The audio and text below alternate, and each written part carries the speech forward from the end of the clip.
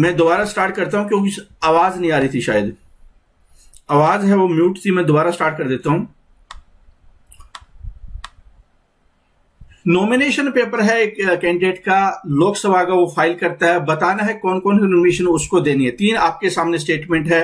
एक है कि उस कैंडिडेट से रिलेटेड उसको जो अपना क्रिमिनल ऑफेंस है उसका पास्ट में कोई, तो उसके बारे में इंफॉर्मेशन देनी है। दूसरा एसेट्स, उसकी वाइफ की या हस्बैंड की और डिपेंडेंट्स है उसके ऊपर जो आश्रित है उसकी इंफॉर्मेशन देनी है। तीसरा एजुकेशनल क्वालिफिकेशन कैंडिडेट। ये 3 आपके सामने स्टेटमेंट। बताओ कि अगर आप इलेक्शन लड़ना चाहें एमपी का तो कौन कौन सी चीजें आपको देनी पड़ेगी। तो इसका राइट आंसर क्या है? इसका जो राइट आंसर है वो है, इसका राइट आंसर क्या है? इसका राइट आंसर है वो है डी इसका राइट आंसर होगा। ये तीनों ही इंफॉर्मेशन है वो देनी है, तीनों ही इंफॉर्मेशन देनी है। और ये क्या कोई एक्ट है? क्या है ये 2003 में इलेक्शन कमीशन ने डायरेक्शन, एक ऑर्डर जारी किया था हर कैंडिडेट के लिए कि आपको ये पार्लियामेंट और स्टेट लेजिस्लेचर का मतलब एमएलए का इलेक्शन लड़ना चाहते हैं, नॉमिनेशन पेपर फाइल कर रहे हैं, तो ये इंफॉर्मेशन आपको देनी है। ये पूरा आप पढ़ भी सकते हैं, आपके पास पीडीएफ होगा। अगर इस कोर्स को ज्वाइन नहीं किया तो जरूर ज्वाइन कर लीजिए, ठीक है। आगे देख लेते हैं पार्लियामेंट्री टूल्स। कंगारू और गुलिटाइन या guillotine are associated with which of the following motion. बताना है आपको। कंगारू आपने मोशन सुना होगा या गुलोटाइन मोशन सुना होगा, गुलोटिन। बताओ कि इसका संबंध किससे है? इसका संबंध किससे है, ये आपके सामने क्वेश्चन आया हुआ है। तो इसका जो संबंध है वो है क्लोजर मोशन से। मतलब कि जब एक प्रस्ताव आता है लोकसभा में, राज्यसभा में, और उस प्रस्ताव पे बहस होती है, उस टाइम में उसकी एक एक क्लोज पे बहस होती है, तो अगर टाइम न बचे आखिर में, मतलब एक फिक्स टाइम होता है एक बिल पे डिस्कशन करने के लिए, एक मोशन पे डिस्कशन करने के लिए फिक्स टाइम होता है। तो अगर टाइम न बचे, जैसे कि आप एग्जाम देते हैं, ओएमआर सीट फिलअप करनी है, 2 घंटे का एग्जाम है, 100 क्वेश्चन थे, आपके हुए भी 50 क्वेश्चन, एग्जामिनर एकदम बोलता है 5 मिनट बाकी है, तो आप क्या करेंगे? और नेगेटिव मार्किंग है नहीं, तो आप क्या करेंगे? सी करके भर देंगे। तो वो क्या होता है? वो एक किस्म से कंगारू और गुलेटाइन मोशन है, ठीक है। तो इसका राइट आंसर क्या होगा? डी इसका राइट आंसर होता है होगा। 4 मोशन होते हैं, 4 टाइप से क्लोजिंग होती है। एक तो होता है सिंपल क्लोजर होता है, जिसमें कि हर टॉपिक पे हर मेंबर है वो, मतलब मेंबर आपस में डिस्कस करते हैं इस मामले पर, फिर आखिर में वोट होता है। दूसरे में क्या है? Closed by compartment. Close by close compartment, मतलब कुछ को ग्रुप बना दिया जाता है, एक कंपार्टमेंट बना दिया जाता है, मतलब कि कुछ मुद्दों का एक ग्रुप बना दिया, उसके ऊपर डिस्कशन हो रही है, फिर वोटिंग हो रही है।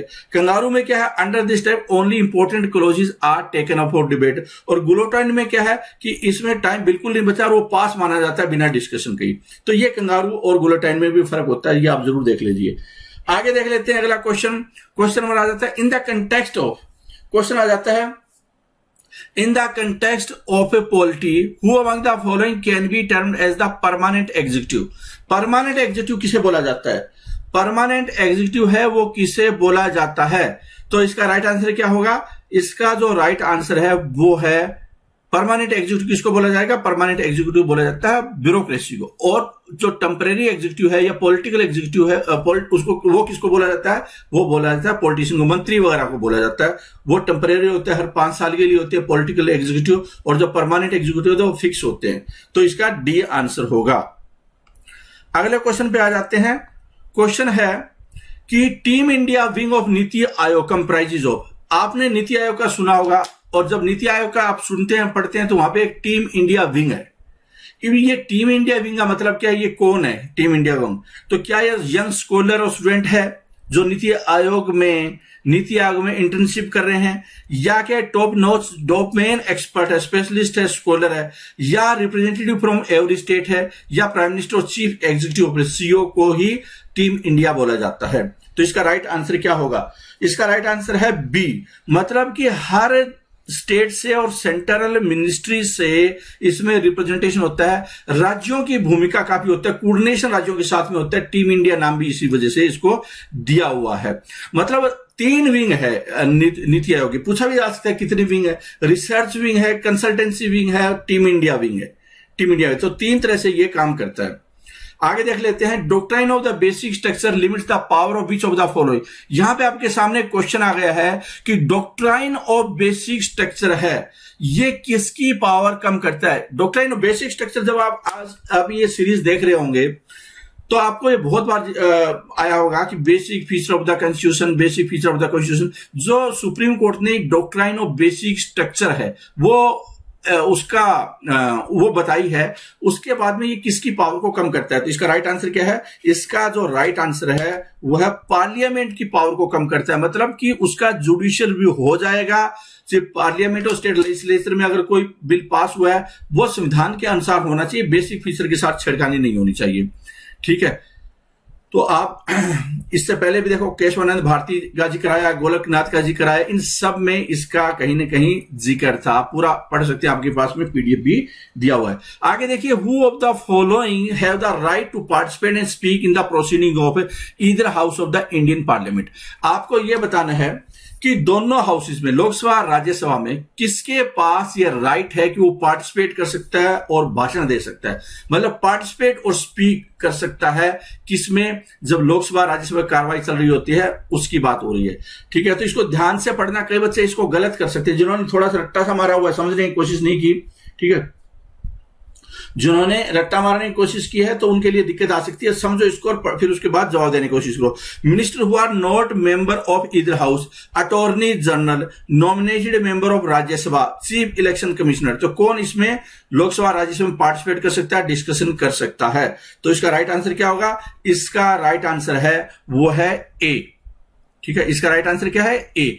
एक तो अटॉर्नी जनरल कर सकता है, दूसरा क्या है कि जब मेंबर भी ना हो, 6 महीने के अंदर मेंबर बनना जरूरी होता है, लेकिन उस दौरान अगर मंत्री है वो, तो वो लोकसभा में भाग ले सकता है, राज्यसभा में ले सकता है, वोट ही नहीं कर पाएगा। ठीक है, तो इसका आंसर क्या होगा, इसका राइट आंसर है ए। आगे देख लेते हैं, which of the following is the latest addition to the list of fundamental duties under the constitution of India. मतलब ये बताना आपको कि सबसे लेटेस्ट का मतलब आखिर में जुड़ने वाला, या सबसे जो हाल ही में जुड़ा, हाल ही मतलब 5-10 साल की बात हो रही है, पीछे 20 साल की बात हो रही है, जो लेटेस्ट जुड़ा है वो एडिशन कौन सा है फंडामेंटल ड्यूटी में, क्या जुड़ा हुआ है सबसे आखिर में। तो पहले 10 फंडामेंटल ड्यूटी थी, फिर 11 हो गई, तो 11वीं को क्या थी वो, to protect and improve the natural environment था क्या, to develop scientific, temper, humanitarian and spirit of inquiry and reforms, to provide opportunity for education to his child or ward between age of 6 and 14 years, to strive towards excellence in all sphere of individual and collective activity. तो ये इसका right answer क्या, बहुत आसान सा question, इसका right answer क्या हो जाएगा, इसका राइट आंसर है वो है सी। आगे देख लेते हैं, सी है जो संविधान में एक नया आर्टिकल जोड़ दिया गया 21A। ठीक है, जिसमें कि 6 से 14 साल वाले फंडामेंटल राइट एजुकेशन मिलेगी उसको, और एक फंडामेंटल ड्यूटी जोड़ी गई संविधान में 86th कॉन्स्टिट्यूशनल अमेंडमेंट करके 2002 में, कि अपने वार्ड्स को बच्चों को पढ़ाना है, यह आपकी ड्यूटी है, यह आपकी ड्यूटी है 6 से 14 साल वाले बच्चों की। सेक्शन 126A का जिक्र आप बहुत सुनते होंगे, सेक्शन अखबारों में section 126A of the representation of people act 1951 is often seen in the news during the election के टाइम में आप ये सुनते हैं, सेक्शन 26A B C ये सुनते होंगे। ठीक है, या आपने सुना होगा तो ध्यान नहीं दिया होगा कभी ये मामला क्या है, कि एग्जाम में भी ये क्वेश्चन है आपसे पूछा जा सकता है। ठीक है, तो बताओ, आपको ये बताना है कि ये क्या है, किस संबंध में है ये। Conduct of exit poll and dissemination of their result, कि एग्जिट पोल का कंडक्ट करना और उसके परिणामों का प्रसारण करना। Seeking votes on the ground of religion, धर्म के आधार पर वोट मांगना। पेड न्यूज में इन्वॉल्व हो जाना, और प्रमोट एनिमिटी और hatred between different classes of citizen, कि जो डिफरेंट क्लासेस ऑफ सिटीजन है उसमें नफरत फैला देना। ठीक है, लोगों को आपस में लड़वा देना। ठीक है, तो ये ABCD 4 ऑप्शन आपके सामने, बताओ 126A जो बार बार जिक्र आता है वो क्या है। तो इसका राइट आंसर क्या होगा, इसका जो राइट आंसर है वो है ए। इसका राइट आंसर क्या है, ए। एग्जिट पोल है उसका प्रसारण नहीं कर सकते, hour fixed for commencement of the poll, कि जब शुरू होता है इलेक्शन उससे कुछ घंटे पहले से लेकर, पहला फेज का जो इलेक्शन होता है उससे लेकर और आखिरी का जो इलेक्शन होता है आखिरी फेज तक है, आखिरी फेज का half an hour after the time fixed for the close of polls for the last phase, कि आखिरी फेज का जब टाइम खत्म हो जाता है 5 बजे खत्म होता है, तो 5:30 बजे के बाद आप एग्जिट पोल का प्रसारण कर सकते हैं। और अगर मान लो आज कल इलेक्शन है, उससे 1 घंटे पहले तक या कुछ घंटे पहले तक ये आप नहीं कर सकते। ये 126A है। 123(3)(a) इनका भी जिक्र होता है, इनका भी जिक्र होता है। हालांकि देखो पेड न्यूज है वो इलेक्टोरल ऑफेंस अभी तक नहीं है। इलेक्शन कमीशन ने रिकमेंड किया गवर्नमेंट को कि इसको भी लाया जाए, representation of people act 1951।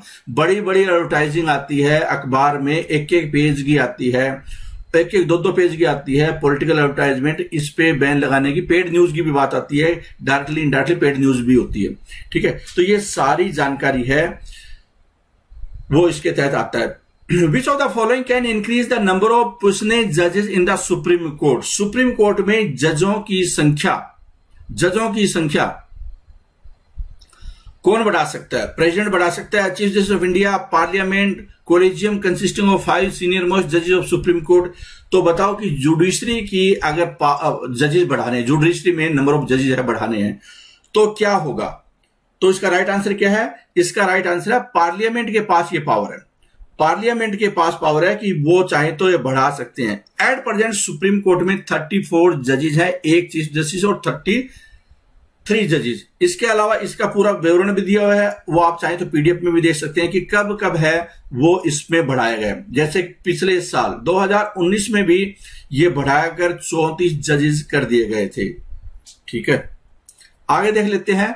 1710 question है। On a particular day 300 members are present in Lok Sabha. एक केस स्टडी आपके सामने कि एक दिन ऐसा है कि लोकसभा में 300 मेंबर है। एक केस स्टडी आपके सामने कि एक दिन ऐसा है लोकसभा में 300 मेंबर प्रेजेंट है और संवैधानिक संशोधन पे, अमेंडमेंट पे वो वहां पे वोटिंग होनी है। बताओ अंडर आर्टिकल, ठीक है, amendment bill under article 368 of the constitution, 368 वाला आर्टिकल है, उसके तहत कॉन्स्टिट्यूशन अमेंडमेंट होना है। तो बताओ वोटिंग के हिसाब से आपको ये बताना है कि एक can be passed with the support of only 150 members, कि 150 मेंबर है, अगर वोट डाल दे एक पक्ष में तो वो बिल पास हो जाएगा। संवैधानिक संशोधन आर्टिकल 368 के तहत। Can not be passed without the support at least 273 member, 273 members, कि कम से कम 273 मेंबर है, उसकी सपोर्ट के बिना पास नहीं होगा। तीसरी स्टेटमेंट यह है कि मिनिमम 200 तो चाहिए, 2/3 बहुमत के लिए 200 चाहिए। 300 मेंबर है तो 200 तो मिनिमम चाहिए। चौथा है can not be passed with the given strength of member present for voting, कि 300 से तो प्रेजेंट है तो भी वोटिंग डालेंगे नहीं होगा पास। तो क्या होगा इस केस में? बहुत ही इंटरेस्टिंग क्वेश्चन है, बहुत ही इंटरेस्टिंग क्वेश्चन। ये क्वेश्चन आपकी समझ को भी बता देगा कितना समझ पा रहे हैं इन मुद्दों को। ठीक है, तो इसका राइट आंसर है वो है B.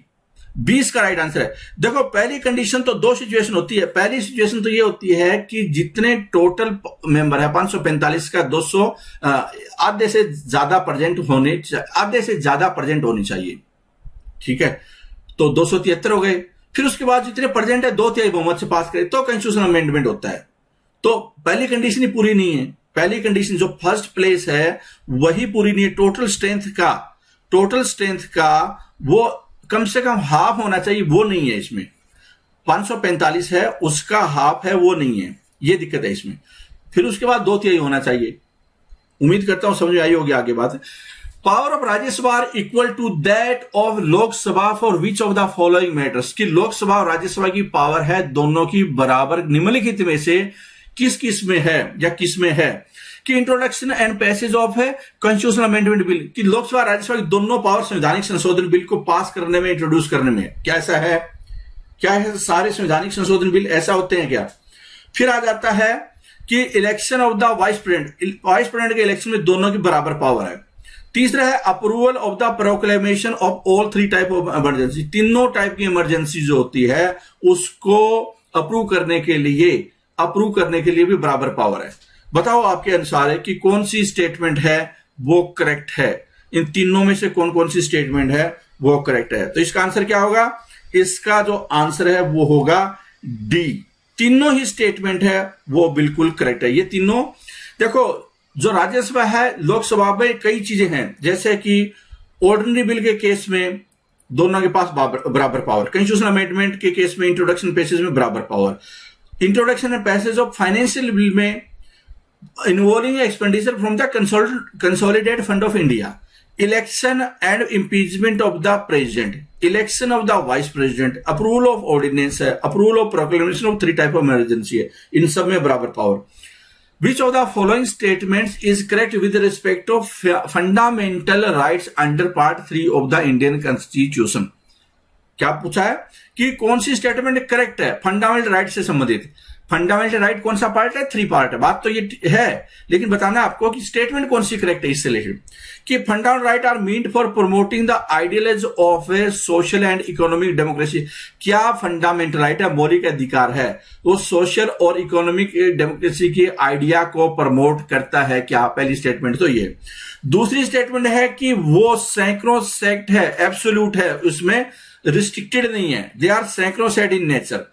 Their application to the members of armed forces can be abrogated by the president। मतलब क्या है कि वो their application to the member of armed forces can be abrogated by the president। Fundamental right है president द्वारा army पे न लगे, इसके लिए मतलब आर्मी के लिए वो बंद कर सकते हैं फंडामेंटल राइट को। None of the statement A B C given above is correct. कोई भी स्टेटमेंट है ऊपर वालों में करेक्ट नहीं है। ठीक है, बताओ क्या है? तो इसका राइट आंसर होगा डी। इसका राइट आंसर क्या है? डी। पहला स्टेटमेंट क्यों है कि फंडामेंटल राइट है वो सोशल और इकोनॉमिक नहीं, वो पॉलिटिकल डेमोक्रेसी उसको सुनिश्चित करता है, पॉलिटिकल राइट की बात करता है। वो एब्सोल्यूट नहीं है, रिस्ट्रिक्टेड है।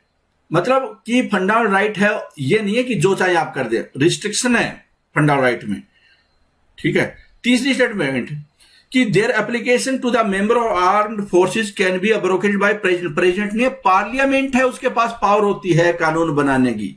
पार्लियामेंट के पास में लिखा है ना कि application of fundamental right to the members of armed forces, paramilitary forces, police forces, intelligence agency, analogous service can be restricted or abrogated by the parliament। Hence option C is not correct। ये पहले भी हमने discuss कर चुका है पीछे वाली presentation में। ठीक है, तो डी इसका करेक्ट आंसर होगा। आगे देख लेते हैं। Objective of the government of India act 1945 was to 1915 का गवर्नमेंट ऑफ इंडिया एक्ट है, उसका मूल उद्देश्य, उसका उद्देश्य क्या था ये आपको बताना है। गवर्नमेंट ऑफ इंडिया एक्ट 1915 का उद्देश्य, ये क्वेश्चन आपके सामने है। पहला है increase the number of non official member of central legislative assembly. क्या ये था? सेंट्रल लेजिस्लेटिव असेंबली के नॉन ऑफिशियल मेंबर को बढ़ाना। ले the foundation of representative and popular government India. तीसरा है consolidate all the proceeding act of parliament concerning British India. कि ब्रिटिश इंडिया में जो भी पार्लियामेंट के एक्ट आज तक जो बने थे उनको कुछ को खत्म करना, कंसोलिडेट करना, मतलब ठीक है, कंसोलिडेट करना, पुराने उनको खत्म करना जो इसका रेलिवेंट नहीं है। Consolidate all the ordinance pass by the governor general of India related to national security. National security से रिलेटेड जो मुद्दे पास किए गए थे, जो ऑर्डिनेंस पास किए गए थे, उनको कंसोलिडेट करना। जो रेलिवेंट है, नॉन रेलिवेंट है, उनको देख लेना और फिर एक उनकी लिस्ट बना देना। ठीक है, तो ये है 4 स्टेटमेंट। इसका राइट आंसर क्या होगा? इसका राइट आंसर है सी। इसका जो उद्देश्य ये था कि आप पढ़िए पूरा, कि 1915 में ये पार्लियामेंट ऑफ ब्रिटेन है, वहां पे ये एक्ट है वो बना, और जिसका उद्देश्य यह था कंसोलिडेट करना कि पार्लियामेंट के जो एक्ट है पहले ब्रिटिश इंडिया में, उनको एक सिंगल एक्ट में कन्वर्ट कर देना। 1915 जुलाई में पास हुआ और 1 जनवरी 1916 से ये फोर्स में आया, मतलब ये स्टार्ट हुआ। इस एक्ट ने 47 जो पहले एक्ट थे पार्लियामेंट के, उसको रद्द कर दिया, जो कि 1770 से स्टार्ट थे, और उसको रिप्लेस करके सिंगल सेट बना दिया जिसमें कि 135 सेक्शन थे और 5 शेड्यूल थे। It was introduce first to house of lords. पहले हाउस ऑफ लॉर्ड्स में इंट्रोड्यूस किया गया, उसके बाद ज्वाइंट कमेटी को पार्लियामेंट को भेजा गया, जिसके कि चेयरमैन थे लॉर्ड लोरेबर्न, और कमेटी है उसने कुछ प्रोविजन को हटा दिया, और इस तरह से ये एक सिंपल कंसोलिडेटेड लॉ का सेट बन गया। The beginning of the parliament system in India can be traced back to which of the following acts. आपको यह बताना है कि पार्लियामेंट सिस्टम है इंडिया में जो स्टार्ट हुआ है वो किस एक्ट जिसकी शुरुआत हुई है, किस एक्ट से शुरुआत हुई। पार्लियामेंट सिस्टम ऑफ गवर्नमेंट है इंडिया में, वो पार्लियामेंट सिस्टम है वो स्टार्ट कहां से हुआ था बनना। अब ये तो है नहीं 1947 से स्टार्ट हुआ, उससे पहले भी तो थे ना सिस्टम। बताना आपको कब से स्टार्ट हुआ। तो इसका राइट आंसर क्या है, इसका जो राइट आंसर है वो है चार्टर एक्ट 1853। यहीं से स्टार्ट होता है चार्टर एक्ट 1853 से, जिसने कि पहली बार एग्जीक्यूटिव को लेजिस्लेचर फंक्शन को गवर्नर जनरल की जो काउंसिल थी उसमें अलग अलग कर दिया। और इसमें उन्होंने 6 लेजिस्लेटिव काउंसिलर के एक्स्ट्रा एडिशनल है मेंबर बनाए, काउंसिलर बना दिया बोल सकते हैं। दूसरे शब्दों में बोले तो ये पहली बार it created a separate governor general legislative council which came to be known as the Indian central legislative council. कि ये पहली बार लेजिस्लेटिव काउंसिल का अस्तित्व यहां पे आता है, जिसको कि मिनी पार्लियामेंट के नाम से भी इन्हें मिनी पार्लियामेंट के रूप में काम करना स्टार्ट किया। तो इस रूप में ये 1853 का आधार बनता है पार्लियामेंट सिस्टम ऑफ गवर्नेंस का इंडिया में। With reference to the fundamental right which of the following is or are prohibited under article 23। बहुत ही इंटरेस्टिंग क्वेश्चन है, बहुत ही इंटरेस्टिंग क्वेश्चन है। क्या है क्वेश्चन में, देखिए क्या है कि आप फंडामेंटल राइट पढ़ते ही हैं, फंडामेंटल राइट जानते भी है कि बताओ कि अंडर आर्टिकल 23 निम्नलिखित में से क्या किस पे प्रतिबंध है। आर्टिकल 23 के तहत क्या प्रतिबंध है ये बताना है, बाकी आर्टिकल की बात नहीं हो रही। आर्टिकल 23 के अंदर क्या अलाउड नहीं है, फंडामेंटल राइट्स को संदर्भ में ध्यान में रखते हुए आपको बताना है। तो चाइल्ड लेबर अलाउड नहीं है क्या आर्टिकल 23 के तहत। Compulsory service for public purpose, devadasi system या नन ऑफ दस, देवदासी सिस्टम या नन ऑफ दिस। ठीक है, तो बताइए कि क्या अलाउड नहीं है, क्या दास्यावासिया रखने का सिस्टम या बाल श्रम वाला मुद्दा है, क्या अलाउड नहीं है। ठीक है, तो इसका राइट आंसर क्या होगा, इसका राइट आंसर है देवदासी सिस्टम। देवदासी सिस्टम है इसका राइट आंसर है। ठीक है, तो ये आर्टिकल 23 बोलता क्या है कि provision of traffic in human being and force labour, इसके बारे में बात करता है, इसके बारे में बात करता है। और जो expression traffic in human being है उसका मतलब क्या है, वो है सेलिंग और बाइंग ऑफ, सेल करना या बाय करना, खरीद फरोख्त करना मैन वोमेन बच्चों से लिख रहे हैं, जैसे कि जो वस्तुएं होती है उसकी तरह आप नहीं कर सकते। Immoral traffic in women and children including prostitution, devadasi, hence 3 option is correct. और स्लेवरी दास प्रथा, देवदासी जो रानियां वानियां महारानियां रखती थी उसकी बात हो रही है यहां पे। ठीक है, लेकिन बहुत इंटरेस्टिंग आपको देखना है कि आर्टिकल 23 है ना, उसमें कुछ एक्सेप्शन भी है। हो सकता है आने वाले टाइम में आपसे ये क्वेश्चन पूछ लिया जाए, एक्सेप्शन भी। और कोरोना काल में इस एक्सेप्शन गवर्नमेंट यूज भी कर सकती है। क्या है, it permit the state, but ये परसेप्शन, ये एक्सेप्शन तो आप जरूर पढ़ लें। It permit the state to impose compulsory service for public purposes, for example military service और social service for which it is not bound to pay. मतलब कि ये लोगों से बोल सकता है सरकार कि भाई आपको पब्लिक सर्विस करनी है, मतलब सभी लोगों को झाड़ू लगाने का काम करना है, आपको एक पैसा नहीं मिलेगा। आपको मिलिट्री में या सड़कों पे चौकीदारी करनी है, एक पैसा नहीं मिलेगा। चाहे तो सरकार ऐसा कर सकती है, चाहे तो सरकार ऐसा कर सकती है। ठीक है, लेकिन ये है कि जब ये करे तो उस टाइम में कोई धर्म जातीय धार न बनाए वो। ठीक है, तो ये इसका एक वो पॉइंट भी है, एक्सेप्शन भी है। आगे देख लेते हैं। Which of the following are sources of revenue for municipal bodies? Municipal bodies के लिए निम्नलिखित में से क्या क्या सोर्स ऑफ रेवेन्यूज है, क्या क्या सोर्स ऑफ रेवेन्यू है ये आपको बताना है। तो प्रोफेशनल टैक्स है, toll charges on new bridges, education cess, water charges, क्या है इसमें कि जो म्युनिसिपल बॉडीज होती है उनके सोर्सेज हैं। तो इसका राइट आंसर क्या होगा, इसका राइट आंसर है डी। चारों ही इसका मतलब ऑप्शन है, चारों ही करेक्ट है, चारों इसके करेक्ट है। टैक्स रेवेन्यू और नॉन टैक्स रेवेन्यू दो भागों में बांटा गया, इसके रेवेन्यू कैसे आते हैं आप ये पढ़ लेना, आपके पास पीडीएफ भी है। In the context of the human rights which of the following is the most appropriate description of the term negative rights. जब हम ह्यूमन राइट्स की बात करते हैं दो टाइप के राइट होते हैं, एक नेगेटिव राइट और एक पॉजिटिव राइट। बताना आपको कि जो नेगेटिव राइट्स है उसका मतलब क्या है यहां पे, कि कौन सा नेगेटिव राइट है। Rights that require judicial intervention in order to be realise, कि जुडिशियल इंटरवेंशन चाहिए उसको प्राप्त करने के लिए। Set of rights which a certain group such as army is not entitled to exercise, कि वो रूल, वो राइट्स जिसमें कि आर्मी भी नहीं मिलते, नेगेटिव राइट्स कहलाते हैं। Rights that require other to abstain from interfering with individual action, ये वो अधिकार है जिसमें कि दूसरे आपके मामलों में हस्तक्षेप नहीं कर सकते। Rights that require others to abstain from interfering with individual action, मतलब इंडिविजुअल एक्शन में दूसरे लोग आपके कामों में, आपको पढ़ाई कब करनी है, दूसरे लोग तंग नहीं करेंगे, दूसरे लोग नहीं करेंगे, दूसरे लोग नहीं करेंगे, ये एक नेगेटिव राइट आपका। ये क्या है, नेगेटिव राइट है। सी इसका करेक्ट आंसर हो जाएगा, सी इसका करेक्ट आंसर हो जाएगा। तो ये इसको समझो चारों को, और अगर आपने समझ लिया, ठीक है, अगर समझ में नहीं आया तो एक बार पूरा डिटेल हमने एक्सप्लेन किया हुआ है पीडीएफ में, वो भी आप देख सकते हैं, ठीक है। वरना सेल्फ एक्सप्लेनेटरी भी है कि नेगेटिव राइट का मतलब क्या है, कि दूसरे आपके मामलों में नहीं करें, नहीं क्या क्या करें। In the context of the Indian constitution union of trinity as described by the doctor Ambedkar include, doctor Ambedkar ने यूनियन ऑफ ट्रिनिटी किसी को बोला था, context of the Indian constitution, संविधान में यूनियन ऑफ ट्रिनिटी किसको बताया। यूनियन ऑफ ट्रिनिटी तीन चीजों का, या त्रिमूर्ति का संघ किसे बताया था।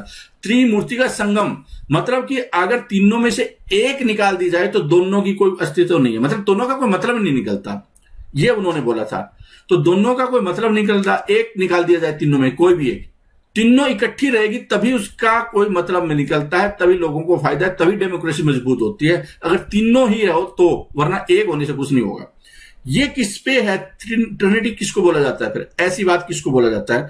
इसका राइट आंसर क्या है, इसका राइट आंसर है लिबर्टी, इक्वलिटी एंड फ्रेटर्निटी। ए इसका करेक्ट आंसर है, ए इसका करेक्ट आंसर है। तो आप चाहें तो पूरा पढ़ भी सकते हैं कि ये बात उन्होंने किस संदर्भ में बोली थी।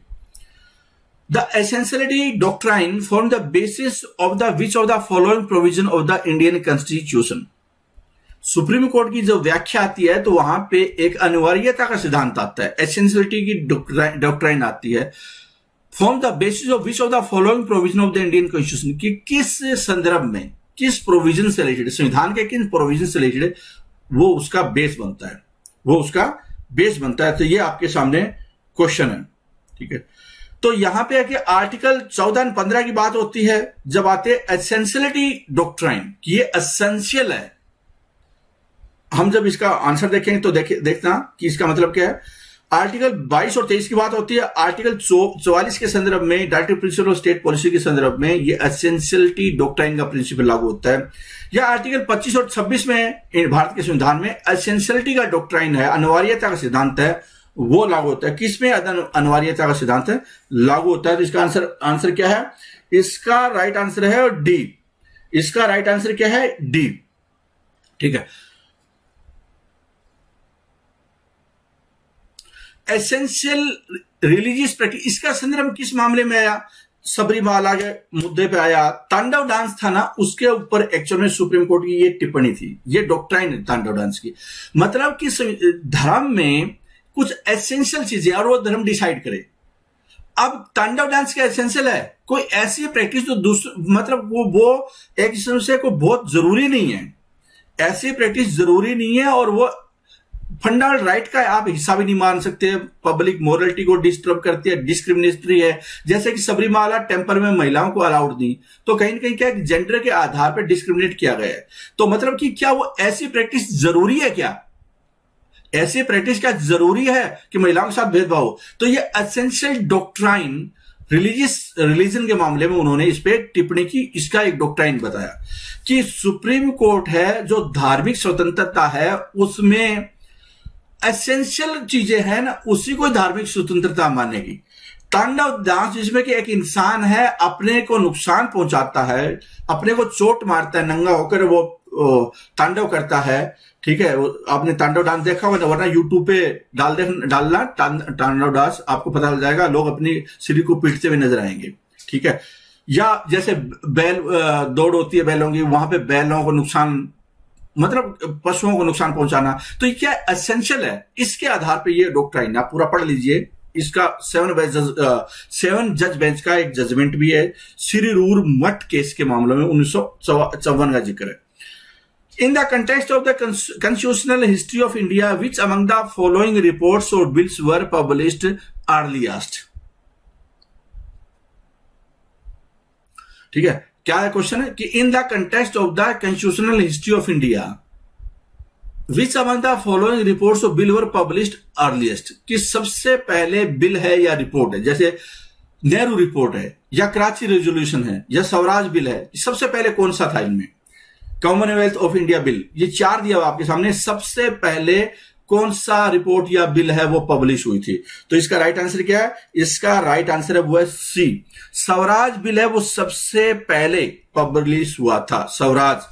कॉन्स्टिट्यूशन ऑफ इंडिया बिल उसको 1895, जिसको कि स्वराज बिल भी बोला जाता है, क्वेश्चन ये भी पूछा जा सकता है स्वराज बिल किसे बोला जाता है। तो कॉन्स्टिट्यूशन ऑफ इंडिया बिल 1895 को स्वराज बिल बोला जाता है। Was written during the emergency of Indian nationalism and increasing vocal demand by the Indian for self government. तो आपको ये पता ही होगा कि मौखिक डिमांड है वो उठी थी उस दौरान। भारत में जो नेशनलिज्म है, राष्ट्रवाद है, वो उठना स्टार्ट हो गया था। ठीक है, कोई को यह बोलना है कि बाल गंगाधर तिलक है वो इसके पीछे थे, स्वराज के पीछे। ठीक है, अच्छा फिर क्या है कि कॉमनवेल्थ ऑफ इंडिया बिल 1925 आया, उसके बाद मोतीलाल नेहरू रिपोर्ट, जिसको नेहरू रिपोर्ट भी बोला जाता है, वो 1928 में, और फिर कराची रेजोल्यूशन 1931 में। तो ये इसका क्रोनोलॉजिकल ऑर्डर बनता है, ये इसकी सीक्वेंस बनती है। ठीक है, आगे देख लेते हैं। Consider the following statement with reference to an election petition. बहुत इंटरेस्टिंग क्वेश्चन है ये भी, कि इलेक्शन पिटीशन से रिलेटेड कुछ क्वेश्चन है, कुछ स्टेटमेंट आपके सामने। इलेक्शन पिटीशन से रिलेटेड कुछ स्टेटमेंट है आपके सामने। ठीक है, election petition alleging malpractice during the election can be filed only by another candidate and not by an elector. मतलब कि अगर इलेक्शन में कोई धांधली हो, माल प्रैक्टिस हो, उसका आरोप है, शिकायत करनी है, उसकी दाखिल करनी है petition election commission of India में, तो कौन दाखिल करेगा? क्या एक कैंडिडेट करेगा, मतलब जो जिसके खिलाफ आरोप है उससे दूसरा कैंडिडेट, मतलब अनदर कैंडिडेट, या कोई वोटर भी कर सकता है, नॉट बाय वोटर, मतलब वोटर नहीं कर पाएगा। पहली स्टेटमेंट ये है कि कैंडिडेट ही इसकी आरोप लगा सकता है, पिटीशन कर सकता है। दूसरा ये वोटर नहीं कर सकता, निर्वाचक नहीं कर सकता। दूसरी स्टेटमेंट है election petition can only be filed in concerned high court, कि जो कंसर्न्ड हाई कोर्ट है, जैसे हरियाणा में मान लो मामला आता है कि चुनाव के दौरान में कोई धांधली हुई है और उसकी शिकायत करनी है कैंडिडेट को, तो क्या वो पंजाब हाई कोर्ट में कर सकते, सॉरी पंजाब नहीं लागू होगा इस पे, पंजाब हरियाणा कोर्ट का तो सेम ही है, क्या वो यूपी हाई कोर्ट में कर सकता है क्या? मतलब कंसर्न हाई कोर्ट की बात हो रही है। Even election petition is upheld, it can lead to the restaging of the election in that constituency. मतलब कि अगर मान लो चुनाव याचिका को सही ठहरा दिया जाता है, पिटीशन को सही मान लिया जाता है, मतलब कि यह मान लिया जाता है कि जो आरोप लगाया मैल प्रैक्टिस वो ठीक है, तो उस निर्वाचन क्षेत्र में दोबारा चुनाव हो सकते हैं। क्या ये स्टेटमेंट करेक्ट है? दोबारा चुनाव क्या होते हैं? क्या दोबारा चुनाव कभी सुने आपने? दोबारा चुनाव हो रहे हैं उस एरिया में। ठीक है, तो ये 3 स्टेटमेंट आपके सामने है, बताओ कि कौन कौन सी स्टेटमेंट है वो करेक्ट है। तो इसका राइट आंसर क्या होगा? इसका जो राइट आंसर है वो है, इसका राइट आंसर है वो है सी। दूसरी और तीसरी स्टेटमेंट करेक्ट है, मतलब कि दोबारा इलेक्शन हो जाएंगे अगर कोई शिकायत धांधली मिलती है तो। लोकसभा में गुड़गांव में एक ने बीजेपी को समर्थन देने के लिए, जो वहां का ऑफिसर था, जो कि जिसपे कहने का मतलब है कि जो शाही वगैरह लगाता है वो महिलाओं को इन्फ्लुएंस कर रहा था, तो उसने चुनाव आयोग ने दोबारा ही इलेक्शन करवा दिया उसके ऊपर, बूथ के ऊपर भी, और हो सकता है पूरी कॉन्स्टिट्यूंसी में दोबारा इलेक्शन करा दे, तो ऐसा भी हो सकता है। दूसरा है, पहले तीसरी स्टेटमेंट इसलिए करेक्ट है, कंसर्न हाई कोर्ट में बहुत आसान है कि ये तो होगी करेक्ट। यहां पे क्या है कि जो वोटर है वो भी शिकायत कर सकता है, वो भी पिटीशन डाल सकता है, वो भी पेटिशन डाल सकता है, इसलिए ये गलत हो गया। तो पहले स्टेटमेंट गलत है, ये सी इसका आंसर होगा। आगे देख लेते हैं। हाँ, पूरा पढ़ भी सकते हैं आप चाहें तो। Collegium system for the appointment of जजेस वार इंट्रोड्यूस बाय, कि कॉलेजियम सिस्टम का जो सिद्धांत है वो आया कि जुडिशरी ही अपॉइंटमेंट करेगी सुप्रीम कोर्ट के जो चीफ जस्टिस उसके नेतृत्व में। ये कॉलेजियम सिस्टम है, ये पहली बार जो इंट्रोड्यूस हुआ है वो किस केस की देन है, किस केस की देन है? तो इसका पहले भी हमारे पास जिक्र आया था इस पूरी सीरीज में। इसका राइट आंसर थर्ड जज केस में ये फैसला हुआ था, थर्ड जज केस में ये फैसला हुआ था। आगे देख लेते हैं। Which of the following cases related to sedition, sedition का आपने सुना होगा जिक्र, देशद्रोह का मामला।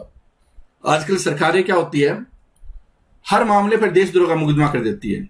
कोरोना काल में कोई बात नहीं मान रहा, देशद्रोह की मामला ठोक दिया, ठीक है, आपसे सहमत नहीं है, आपके खिलाफ बोल दिया, देशद्रोह का मामला ठोक दिया। तो इस तरह की बड़ी आजकल चल रही है चीजें। तो ये देशद्रोह से रिलेटेड मामला है, वो उसका संबंध किस केस से है, या दूसरे शब्दों में देशद्रोह को कि मामला में सरकार है वो दायर कर सकती है। ये फैसला सुप्रीम कोर्ट ने, देशद्रोह जायज है, सेडिशन चार्जेस, सेडिशन का मामला जायज है, सुप्रीम कोर्ट ने फैसला किया, किस केस में किया था, ये आपके सामने क्वेश्चन। तो इसका राइट आंसर क्या है? ये है, इसका राइट आंसर है D, Kedarnath versus state of Bihar, D इसका करेक्ट आंसर है। इसमें सुप्रीम कोर्ट ने 1962 में यह बोला था कि जो धारा 124A है जिसका की संबंध है किसके साथ में, देशद्रोह के साथ में, उसको अपहेल्ड किया था कि हाँ ये बिल्कुल संवैधानिक इसकी वैधता है। लेकिन साथ में कंडीशन ये भी लगा दी कि इससे कहीं ना कहीं वायलेंस है वो भड़की हो या भड़कने का खतरा हो, ऑर्डर हो गया हो, डिस्टर्बेंस हो गई हो लॉ एंड ऑर्डर की, इस तरह की कोई बड़ा अपराध हुआ हो। अब छोटी सी बात पे नहीं है कि आप किसी ने 2 चट्टू मार दिए किसी को और गाली दे दी उस पर देशद्रोह लगा दिया, ऐसा नहीं हो सकता। तहसीन पूनावाला बहुत ही इंटरेस्टिंग केस है ये भी। Tehseen Poonawalla judgment is related to which of the following, आने वाले टाइम में जरूर किसी न किसी एग्जाम में तो आना ही है ये क्वेश्चन, क्योंकि ये बहुत ज्यादा दूर का नहीं है, नजदीक का ही है। Tehseen Poonawalla judgment is related to which of the following, 2011 से लेकर 2019-20 के बीच में इंडिया में, स्पेशली 2014 से लेकर 2018-19 के बीच में बहुत ज्यादा मॉब लिंचिंग के केस हुए हैं, बहुत ज्यादा मॉब लिंचिंग के केस हुए हैं। पहले भी वो ऐसा नहीं है कि, लेकिन इस दौरान बहुत ज्यादा बढ़ गए, ठीक है। तो एक तहसीन पूनावाला है, वो जजमेंट है सुप्रीम कोर्ट है, जिसके बाद सुप्रीम कोर्ट ने कुछ गाइडलाइंस दी राज्य सरकारों को। इसका संबंध किससे है? ये मॉब लिंचिंग से संबंधित है। मॉब लिंचिंग, भीड़ के द्वारा हत्या, मॉब लिंचिंग है क्या, ये आप थोड़ा गूगल सर्च कर लेना। उसके बाद क्या है कि इस केस के बारे में देख सकते हैं सुप्रीम कोर्ट की क्या गाइडलाइंस है राज्यों को, ठीक है। और ये 2018 का मामला है, 2018 का, इसका ज्यादा नया नहीं है, ज्यादा पुराना नहीं है। मतलब बाल Patil case is associated with which of the following, बाल पाटिल है उस केस का संबंध किससे है? सेडिशन से है, reservation in promotion for SC ST, identification of minorities, या नन ऑफ दीज। ये बताइए कि इसका संबंध किससे, बाल पाटिल का संबंध, ठीक है। ये भी बहुत इंटरेस्टिंग केस है, ये भी बहुत, और हाल फिलहाल में ही है, मतलब ज्यादा लंबा नहीं है कि आप सोचो कि ये 1947 की बात हो रही है, उससे पहले की बात आ रही है। तो इसका राइट आंसर क्या होगा? इसका राइट आंसर है, वो है आइडेंटिफिकेशन ऑफ माइनॉरिटी से रिलेटेड बाल पाटिल केस है।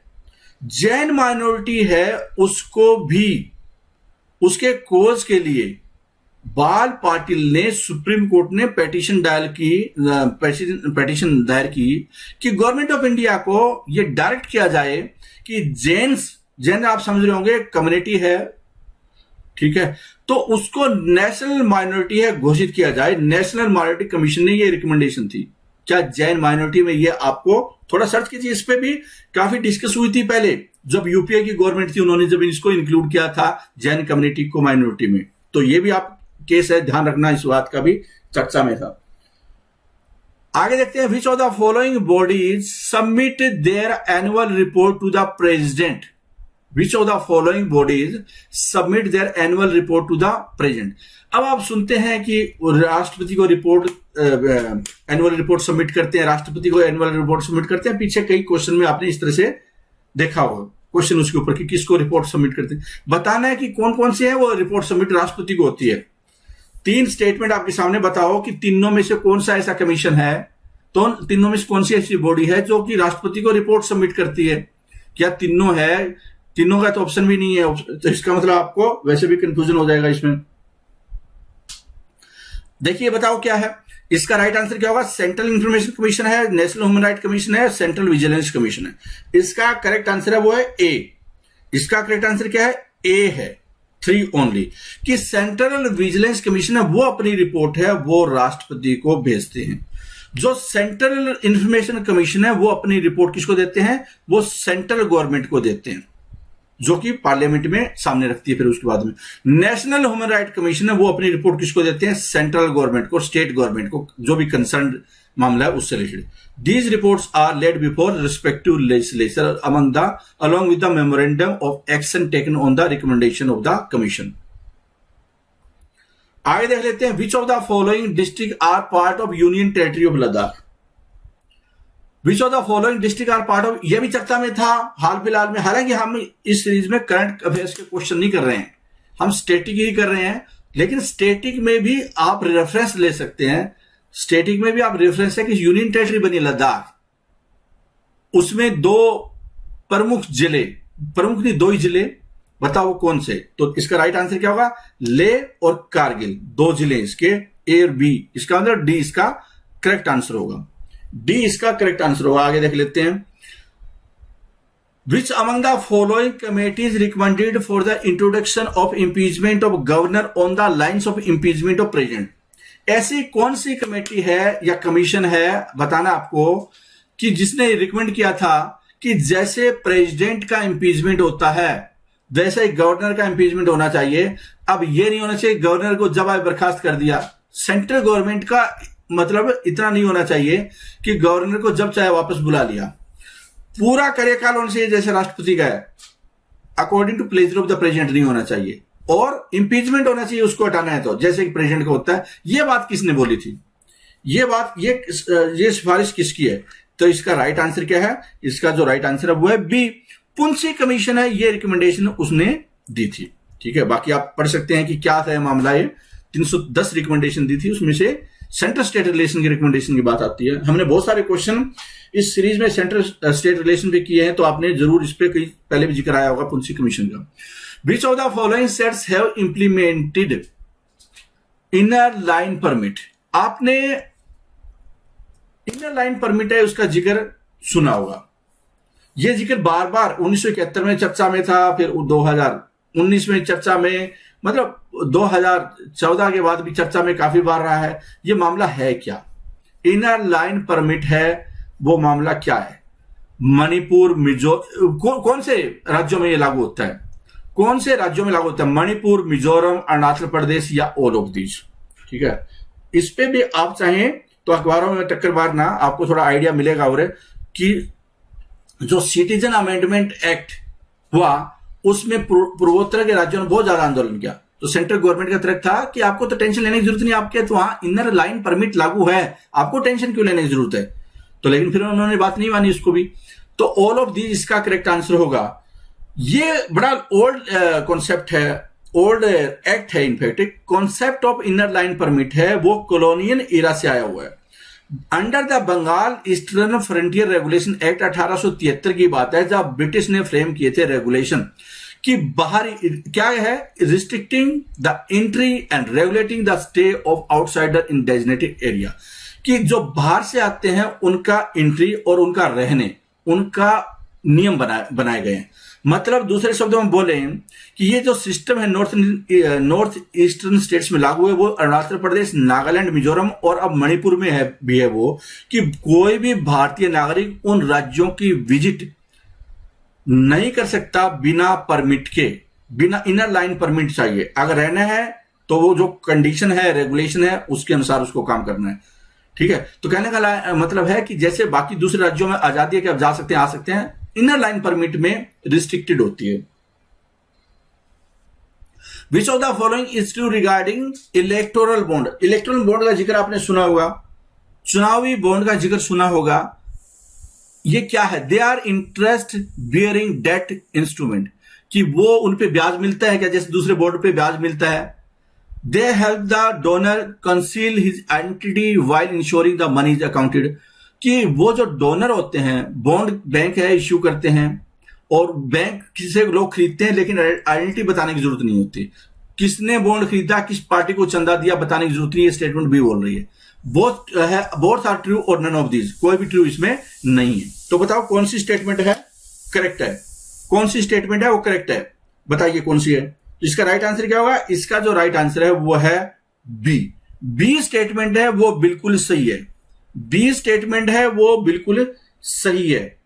ठीक है, अगले क्वेश्चन पे आ जाते हैं। Consider the following statement with reference to elections. अब ये इसको देखेंगे तो ये चंदा है, ये कोई इन्वेस्टमेंट नहीं है कि कोई आदमी कर रहा है, ये तो चंदा है, इसलिए इस पे कोई ब्याज ब्याज थोड़ी मिलता है।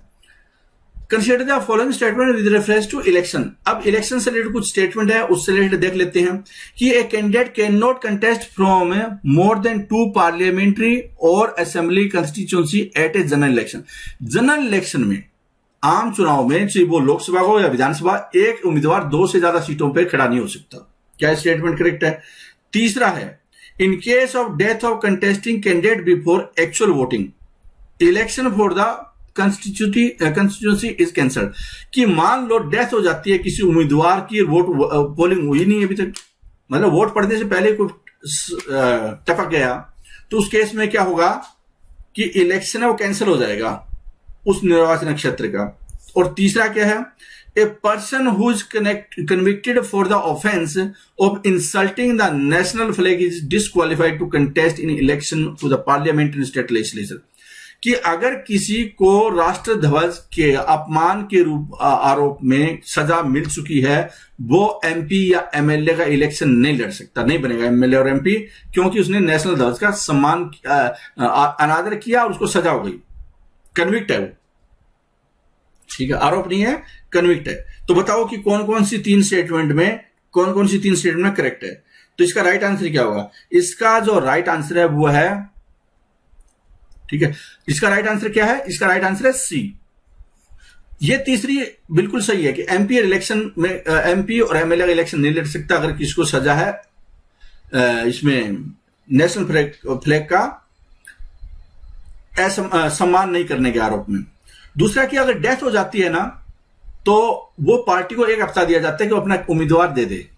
पहले क्या होता था, डेथ होती थी तो कैंसिल कर दिया जाता था, आज के टाइम में कैंसिल नहीं होता, तो ये इसलिए स्टेटमेंट गलत हो गई है। और तीसरा क्या है कि 2 से ज्यादा सीटों पे कोई एमएलए एमपी नहीं खड़ा हो सकता, तो ये स्टेटमेंट सही है। पहली और तीसरी सही है। ठीक है, अगर आप डेथ वाला मामला चाहें तो ये पूरा डिटेल आप पढ़ सकते हैं कि मामला था क्या, कि डेथ का कॉन्सेप्ट क्या है। ठीक है, और कहां पे एमएलए एमपी डिस्क्वालीफाइड होता है, तो ये भी पूरी जानकारी दी हुई है यहाँ पे कि किस किस रीजन की वजह से कोई एमएलए और एमपी का इलेक्शन नहीं लड़ सकता। पूरा पढ़िए पीडीएफ में आप।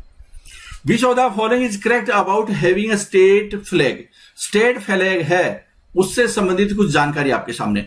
चर्चा थी पीछे कि कर्नाटका अपना फ्लैग है वो रखना चाहता है, कुछ राज्यों का अपना फ्लैग होना चाहिए, ये वो बीच बीच में कुछ है भी ऑफिशियली अनऑफिशियली, इस तरह की चर्चा आपने देखा। क्या स्टेट फ्लैग से रिलेटेड क्या प्रोविजन है, संविधान में क्या जिक्र है कि संविधान में इस पे प्रतिबंध है कि राज्य अपना अलग से, एक तिरंगा है देश का, अब राज्य अपना अलग से तिरंगा वो कोई ध्वज नहीं रख सकता, पंजाब का कोई अलग से नहीं हो सकता, हरियाणा अलग से नहीं रख सकता, यूपी अलग से नहीं रख सकता। क्या ऐसा है? क्या रोका गया? दूसरा, इन एसआर मुंबई versus Union of India, Supreme Court had restated this constitutional provision, कि इसमें सुप्रीम कोर्ट ने एसआर मुंबई केस में और यूनियन ऑफ इंडिया में इसको दोबारा से इस जो कॉन्स्टिट्यूशन प्रोविजन को स्टार्ट किया। तीसरा, बोथ आर करेक्ट या नन ऑफ दीज। बताओ कि इसमें कौन सी स्टेटमेंट ठीक है। तो राइट आंसर क्या है?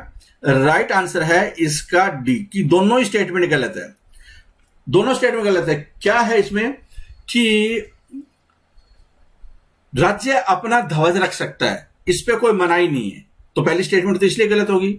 दूसरी स्टेटमेंट, एसआर मुंबई केस में यूनियन ऑफ इंडिया में सुप्रीम कोर्ट ने बोला कि राज्य अपना ध्वज रख सकते हैं, तो उल्टा है इसका, तो राज्य अपना ध्वज रख सकते हैं, कोई मनाही नहीं है, कहीं भी संविधान में ये नहीं लिखा हुआ। ठीक है, तो ए और बी दोनों ही गलत हो गए, डी इसका करेक्ट आंसर होगा। आगे देख लेते हैं, आप पूरा पढ़ भी सकते हैं मामला क्या था, पूरा पढ़ भी सकते हैं कि रवि कुमार है वो रवि वर्मा कुमार कर्नाटका की तरफ से एडवोकेट जनरल ने क्या बोला था। Which of the following is not a feature of democracy, कि डेमोक्रेसी का कौन सा फीचर नहीं है। डेमोक्रेसी का which of the following is not a feature of democracy, बताओ कि डेमोक्रेसी का फीचर क्या नहीं है। Free and fair election, electoral competition, one person one vote, rule of law, martial law. तो इसका राइट आंसर क्या है, डी। जो मार्शल लॉ होता है ना, इसका मतलब सेना के पास में पावर चली गई है, तो वो डेमोक्रेसी के अगेंस्ट है। डी इसका करेक्ट आंसर होगा, ये फीचर नहीं है, बाकी तीनों डेमोक्रेसी के फीचर है। आगे देख लेते हैं, which of the following options is wrong answer, निम्नलिखित में से रॉन्ग आंसर क्या है। In election the voter can choose who will make laws for them, who will form the government and take major decision, party whose policies will guide the government and law making, the form of government they would want. बहुत ही interesting question है, समझिए क्या है इस question को, समझिए क्या है। क्वेश्चन में क्या दिया हुआ है कि which of the following option is wrong answer, गलत कौन सा है। In an election the voter can choose, क्या गलत है इसमें बताओ। Who will make laws for them, कि कौन उसके लिए कानून बनाएगा, क्या वो जनता ऐसा नहीं चुनती। ठीक है, चुनती है बिल्कुल, जनता एमएलए एमपी चुनती है। Who will form the government and take major decision, कि कौन सी पार्टी सत्ता में आएगी, कौन से एमएलए एमपी सत्ता में आएंगे, तो ये लोग फैसला करते हैं। ठीक है, पार्टी के बारे में। जो किस टाइप की government, the form of government, दो टाइप की गवर्नमेंट होती है मेनली, एक पार्लियामेंट्री फॉर्म ऑफ गवर्नमेंट, दूसरा प्रेसिडेंशियल फॉर्म ऑफ गवर्नमेंट। ये संविधान में डिसाइडेड है, इसलिए जनता वोट के जरिए नहीं चुनती, वोट के जरिए इसका फैसला नहीं होता, ये संविधान में ही फैसला है। तो बाकी तीन तो वोट के जरिए कर सकते हैं, लेकिन चौथा वोट के जरिए नहीं होता। डी इसका करेक्ट आंसर होगा, ये गलत है। ठीक है, बहुत ही बढ़िया टाइप का क्वेश्चन था। अगर आप पॉलिटिक्स समझना चाहते हैं तो ये क्वेश्चन आपको टेस्ट कर रहा है। Which of the following is not an instance of an exercise of a fundamental right? Fundamental right से रिलेटेड कौन सा एक उदाहरण नहीं है। Worker from Bihar go to Punjab to work on the farms, कि बिहार से पंजाब जाते हैं फार्म में काम करने के लिए। Christian missionary setup A chain of missionary school, किसने, जो क्रिश्चियन मिशनरी है वो स्कूल सेटअप करते हैं। Man and women government employ get the same salary, man और वुमेन है गवर्नमेंट एम्प्लॉय को दोनों को बराबर तनख्वाह मिलती है। Parents property inherited by their children, कि पेरेंट्स की प्रॉपर्टी है बच्चों को मिल जाती है। तो बताओ कौन सा फंडामेंटल राइट है, वो नहीं है इसमें, कौन सा फंडामेंटल राइट नहीं है।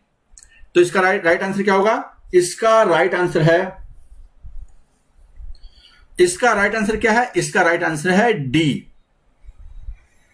बाकी तीनों मैन और वुमेन पब्लिक, देखो जो ये वाला है पब्लिक एम्प्लॉयमेंट में कौन सा, मैन और वुमेन को बराबर है, इक्वलिटी का अधिकार है। ठीक है, इसके अलावा क्या माइनॉरिटी अपना इंस्टीट्यूट है वो सेटअप कर सकती है, तो मिशनरी कर सकती है यहां पे। ठीक है, तो ये सारे बाकी ठीक है, जो चौथा है ना वो करेक्ट नहीं, वो था इसमें गलत। आगे देखिए क्वेश्चन नंबर आ जाता है 36। Who among the following do not hold office during the pleasure of the present, pleasure of present के अनुसार कौन ऑफिस को होल्ड नहीं करता। अटॉर्नी जनरल है, कंट्रोलर ऑडिटर जनरल है, member of union public service commission या चीफ इलेक्शन कमिश्नर, बताओ।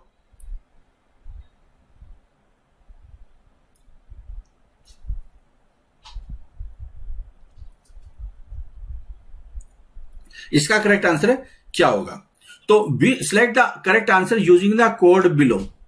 Do not hold office during the pleasure of the present, मतलब इनका इंपीचमेंट टाइप होगा, इनका इंपीचमेंट टाइप होगा, इसको हटाना बहुत मुश्किल है। तो अटॉर्नी जनरल है, प्लेजर ऑफ द प्रेजेंट है, उनको हटाया जा सकता है, कभी भी सरकार की मर्जी होती है। इन तीनों को हटाना बड़ा मुश्किल होता है, तो दूसरा तीसरा चौथा इसका बी आंसर हो जाएगा। इनके लिए संविधान में प्रोविजन है हटाने के लिए, प्लेजर ऑफ द प्रेजेंट नहीं है, संविधान में लिखा है कैसे हटा सकते हैं। To whom the are the panches and the gram panchayat answerable, panch और सरपंच, पंच और ग्राम पंचायत किसके प्रति जवाबदेह होती है, तो ये होती है ग्राम सभा के प्रति जवाबदेह। इनकी आंसरेबल क्या है, इनकी पार्लियामेंट क्या है, इनकी पार्लियामेंट ग्राम सभा है, लेजिस्लेचर है, ग्राम सभा है इनकी। What is the basic unit of the public health service run by the government, आपको ये बताना है कि जो बेसिक यूनिट क्या पब्लिक हेल्थ सर्विस की जो गवर्नमेंट चलाती है। Basic unit midwife and paramedic, दूसरा village nurse and village health worker, primary health centre या डिस्ट्रिक्ट हॉस्पिटल। बताना आपको कि बेसिक यूनिट क्या है पब्लिक हेल्थ सर्विस की, गांव जो सरकार द्वारा चलाती है, जिसका राइट आंसर क्या है, यह है सी, इसका करेक्ट आंसर होगा। Public health service, public health centre, देखो डिस्ट्रिक्ट हॉस्पिटल होता है डिस्ट्रिक्ट लेवल पे, तालुक हॉस्पिटल होते हैं, रूरल हॉस्पिटल और ब्लॉक प्राइमरी हेल्थ सेंटर होते हैं, कम्युनिटी हेल्थ सेंटर होते हैं किसमें, शहरों में, गांव में क्या होता है, प्राइमरी हेल्थ सेंटर। ये बेसिक यूनिट है, ये बेसिक यूनिट है। Which is incorrect statement about Indian secularism, Indian secularism के संबंध में गलत क्या है। स्ट्रेटजी ऑफ इंटरवेंशन, क्या हस्तक्षेप है उसकी रणनीति। In Indian secularism though the state is not strictly separate from the religion it does maintain a principle distance with religion, कि राज्य है वो बिल्कुल अलग नहीं है लेकिन समान दूरी रखता है सभी धर्मों से, किसी एक का फेवर नहीं करेगा, लेकिन ये नहीं है कि इंटरवेन नहीं करेगा। It means this means that any interference in religion by the state has to be based on the ideals laid down in the constitution। और डी क्या है, none of these। बताओ कि क्या इसमें गलत है, क्या गलत है। तो कोई भी चीज गलत नहीं है, बिल्कुल सही है कि ये तीनों ही स्टेटमेंट ऊपर वाली सही है, गलत कोई भी नहीं है इसमें। राज्य है वो समान दूरी रखेगा, हस्तक्षेप कर सकता है स्ट्रेटजी ऑफ इंटरवेंशन, लेकिन समान दूरी रखने वाली होगी, ठीक है। Which of these is not the function of judiciary? Judiciary का कौन सा कार्य नहीं है। जुडिशरी का डिस्प्यूट रेजोल्यूशन है, जुडिशियल रिव्यू है, civil security and safety, upholding law and enforcing fundamental right. बताओ कि जुडिशरी क्या नहीं करती इसमें, जुडिशरी क्या नहीं करती। डिस्प्यूट रेजोल्यूशन मतलब विवादों का निपटाना, judicial review, civil security and safety, तो ये वाली नहीं करती। पुलिस का काम नहीं करती, नागरिकों की सुरक्षा या चौकीदारी वाला काम नहीं कर रही है, सेफ्टी वाला काम नहीं कर रही है, वो न्याय वाला काम कर रही है। सी इसका करेक्ट आंसर होगा, ये काम जुडिशरी का नहीं है, काम पुलिस का है। Which of the following may act as president when vacancy occur in the office of president. बहुत ही बढ़िया क्वेश्चन है। बताना कि मान लो प्रेसिडेंट नहीं है तो बताओ कौन है वो काम कर सकता है प्रेसिडेंट की जगह पे। Which of the following may act as president when vacancy occur in the office of president, कि प्रेसिडेंट के केस में प्रेसिडेंट नहीं है, काम कौन करेगा प्रेसिडेंट का। तो क्या vice president, chief justice of India, deputy chairman of Rajya Sabha, senior most chief justice of high court, किसका कौन काम कर सकता है। बहुत ही बढ़िया क्वेश्चन है। आमतौर पे क्या स्टूडेंट जिसको समझेगा नहीं वो सीधा ढूंढेगा कि वाइस प्रेसिडेंट क्या है, ये तो ऑप्शन ही नहीं है, बाकी क्या है इसका मामला।